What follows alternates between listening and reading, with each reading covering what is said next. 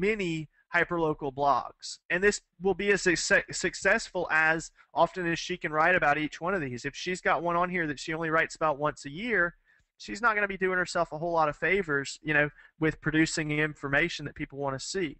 But she's writing just right now on each one of these neighborhoods about as often as I'm writing about McClellanville. So I think she's doing a pretty good job here. But also, if we just take a look at her content, she's adding a lot of value here. She's telling me a whole bunch of content and things that I want to know. Moco Real Estate. This is by far one of the most what's the word that I'm looking for? Perfectionist realtors that we have as clients, and I thought that I was a perfectionist till I saw this guy work, but he is a perfectionist, and it's a great thing because he doesn't settle for anything less. And so when I come to his site, he's constantly monitoring things and trying to reorganize the layout and make it as few clicks as possible for people to get to what they really, really need. And that's, it's all about organization on his site.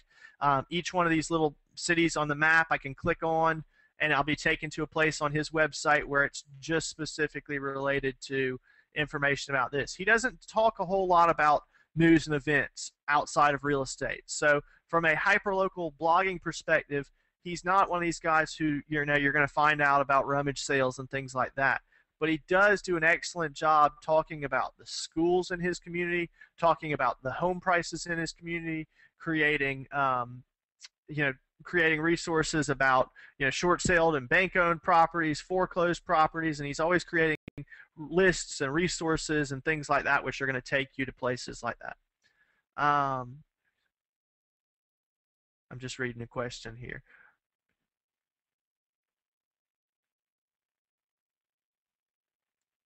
Okay, so RJ asked a great question. Are we penalized by swiping a copy about an event from another site and publishing it on your blog? I actually have a class tomorrow, and it's called Investigating Content.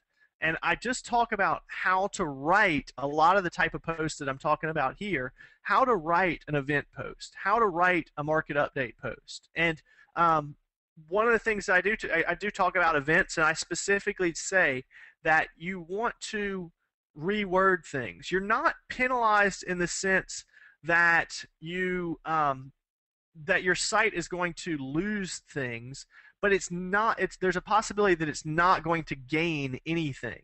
Okay, it's called the duplicate content penalty. There's also, although with an event, just sort of copying the basic facts about it, I can't imagine anyone and you sharing an event with other people, I can't imagine you're risking a whole lot of plagiarism issues. But yeah, rewording it is going to help you rank better in the end. And so yeah, definitely check out that class tomorrow. It's called Investigating Content. It's really all about the writing, and I'm getting, most of these classes I sort of plan myself and I put them all together. I've gotten a lot of help from Jim Cronin, who I really, really respect as a writer. And as somebody who really studies real estate blogging as well, I've gotten a lot of help from him on putting together some poignant facts on how to write this type of post, how to write that type of post. St. Paul Real Estate. This is one I love to point out to people because let's see if she has it on here. She's been blogging since 2005, I believe. Here you go, November 2005. So she's been blogging a little over 5 years now. And she's written a post a day average. How does she do it? Everybody always asks, how do you do it? How do you do it? She does the exact same way you would expect her to do it. She wakes up in the morning and she writes this post. There's no magic trick to consistency, but she does it the same way that you and I pour a cup of coffee, But that's what people love about her is her consistency, and she's made a big name for herself on a national basis because she's been doing it for longer than a lot of people, and she sort of was one of the pioneers of blogging. But she's also really well known for her photography. And so if you want to look at if you're sort of a shutterbug and you want to work photography into your blog, consider how consider looking at checking out her blog. These are all her own pictures. If you see T Boardman down here, these are Teresa's pictures.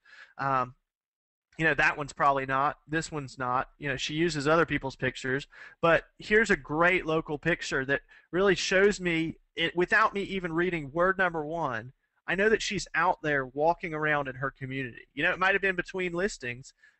She's a busy woman, but it shows me her commitment to her community, and she's just a big shutterbug, and I like that about her as well. RJ just sort of puts out there that copywriting is so time consuming it's almost a full-time job. It absolutely is. Blogging can become an almost full-time job, but when I look at it, I look at all of the things that it replaces that I don't ever have to do again, and it's basically, I just consider it trading my time for all of my money. Because you look at some of these real estate agents out there who are making over $100,000, and then you ask them how much they're spending to make that 100,000, and they tell you they're spending 50,000. Then they're making the same as a lot of bloggers who might be spending a couple thousand on hosting and some minor advertising fees and things like that, signage, some minor costs, but their main expense is their time, and that's where the trade-off on blogging is. And so you're trading, a lot of time, and some bloggers spend 2-3 hours a day, but hopefully the rest of the day they're spending on the things that pay the bills, like writing contracts, writing listing agreements, and going to closings and things like that. So yes, it can be time intensive. I've pulled back away from my blog as the market has slowed down a little bit, and as I've gotten a steady income, and that's clear when you go look at my blog and you see fewer postings and things like that. But my blog has gotten to a point now where I was able to do that. I wouldn't have done that if my blog wasn't already ranking number 1 or number 2 for every keyword which I want to rank for.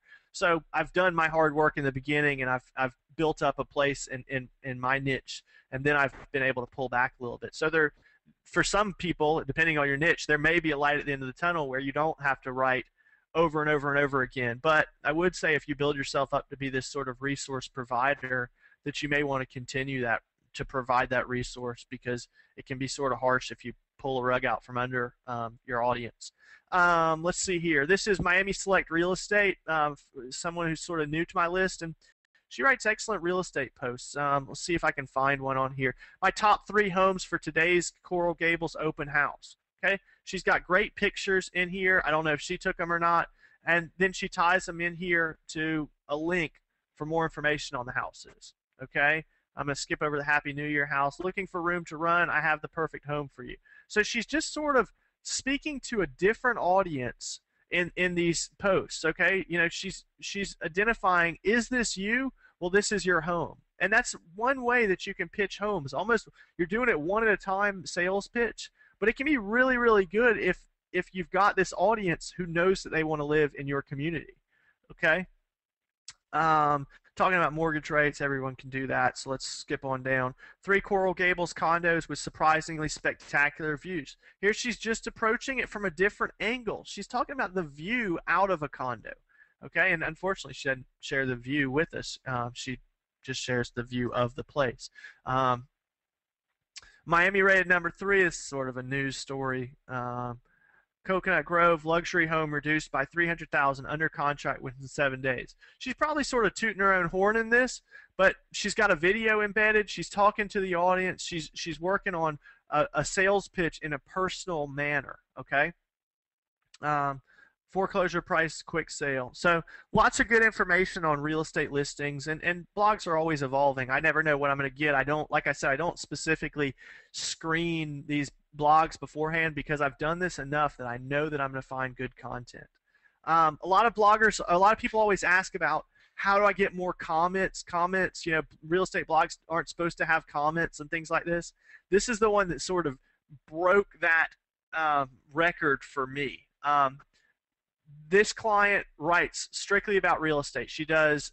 She has a great resource where she maps out all of the open houses coming that weekend.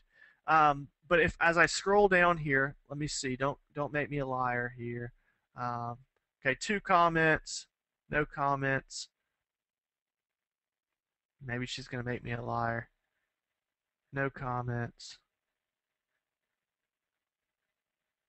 One comment. Darn. Well, I'll tell you right now that I've come to her blog before and I've seen 30, 40, 80 comments on blog posts in a row. Not just this one post that had a great conversation, but it was literally like a post that had 30 comments, a post that had 10, a post that had 80, a post that had 40 comments. And it's all about finding your audience and speaking to them and opening up to them and asking them, what do you think's a good listing? What do you think? What do you think? What do you think? And so you can have conversations on blogs. It takes development of that audience and things like that. This was one of my favorite persons to teach a class to because she was a Pulitzer Prize winning writer. Okay, she's quick to point out that it was her team that won the award, not just her, but she's an awesome writer. And that's the one thing that I can't teach when I teach blogging is how to be a great writer. She already had the understanding of how to be a great writer. I just had her show her the tool, how to use the tools in front of her. And so if you want to see good writing on real estate blogs, I would plug in hometochicago.com into your blog right now because she just does an excellent job writing a post on explaining the subject, and they look like newspaper articles. I mean, ideally, you may or may not want to emulate, that style. She came from that background, but just excellent job writing these articles. And I'm going to use her as an example tomorrow when I talk about how to write a market update, because the biggest thing about writing a market update is not just saying, here's the data. You got to explain it, and she does a great job telling me, what does this data mean and things like that. What does it mean to me? Sort of the what's in it for me that we were talking about earlier. So hometochicago.com, one of my favorite blogs to follow. If I haven't already mentioned this yet, I don't follow these blogs on a daily basis, but it's important if you want to the number one thing you can do to hone your skills as a blogger is to read other blogs. And all I'm trying to achieve by this sort of discussion here is to share with you a list of blogs that might be appealing to you, that you want to. I don't live in a Chicago, and I don't live in San Diego or Miami, but I can still learn from these writers and see good techniques and how to do things. And that's free. I mean, it doesn't take me anything to add them to an iGoogle account and to spend a couple of minutes each day checking out how they do things. Let's see. I told you I would share this one to you. This is a blog called duplexchick.com. I would have never thought, even in a major market of Minneapolis, I would have never thought that there was enough content to be said about the idea of duplexes that somebody could write for nearly 3 years about. But she has proven me wrong, and she has written about duplexes. And look, she writes, January 18th, January 17th, January 13th, January 12th, January 10th. Okay, she's writing 2 to 3 posts a week rate. Looking at that, so she's written like 10 posts since the first of the year in a 20-day period. It's really impressive to see somebody understand a niche and attack it from all angles like that, and that's what I appreciate for this. I could care less about duplexes. I like to have my own space and single family attached or detached, but if you are interested in just seeing how to approach a subject that seems tiny at the moment from a lot of different angles, I would go check out Duplex Chick. And this person has actually started to expand their business nationally with what they've done here. So I don't know all the details behind it, but I've just heard things from Jim about how they've really taken over this market by starting with a tiny little niche that some people would say is not even worth bothering with, probably. Let's see. I'm gonna wrap things up here with a blog called myballard.com, and this is a non-real estate blog. Okay, they make their money not by selling homes at the end of the day, but by selling advertising. The thing that's important about this is still a hyperlocal blog, and it's got a lot of features that sort of tie into what RJ was saying about this can be a full-time job.